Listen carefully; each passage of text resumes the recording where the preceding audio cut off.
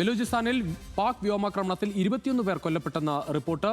സുരബിലെ ഗുദർ മേഖലയിൽ പാകിസ്ഥാൻ വ്യോമാക്രമണം നടത്തി. ഇന്നലെ രാത്രിയിലുണ്ടായ ആക്രമണങ്ങളിൽ സ്ത്രീകളും കുട്ടികളും അടക്കം കൊല്ലപ്പെട്ടെന്നാണ് പ്രാദേശിക റിപ്പോർട്ടുകൾ. വിവരങ്ങളുമായി അഗസബാസ്റ്റൻ ചേരുകയാണ്. അഗസബാസ്റ്റൻ, വിശദാംശങ്ങൾ. രുചീഷ്, വലിയ നിലയ്ക്കുള്ള സംഘർഷമാണിപ്പോൾ ബലൂചിസ്ഥാനിൽ നടക്കുന്നത് എന്നാണ് റിപ്പോർട്ടുകളൊക്കെ തന്നെ സൂചിപ്പിക്കുന്നത്. ഇതുമായി ബന്ധപ്പെട്ട് അത് സ്ഥിരീകരിക്കപ്പെട്ട നിലയിലുള്ള റിപ്പോർട്ടുകൾ ലഭ്യമല്ല. കാരണം ബലൂചിസ്ഥാനിൽ ഇൻ്റർനെറ്റ് വിച്ഛേദിക്കപ്പെട്ട നിലയാണ്. അവിടുത്തെ ഇൻ്റർനെറ്റ് ആക്സസ് വളരെ പരിമിതവുമാണ്. പക്ഷേ നമുക്കിപ്പോൾ അറിയാൻ കഴിയുന്നത് അവിടെ വലിയ രീതിയിലുള്ള വ്യോമാക്രമണം പാക് എയർഫോഴ്സ് നടത്തി.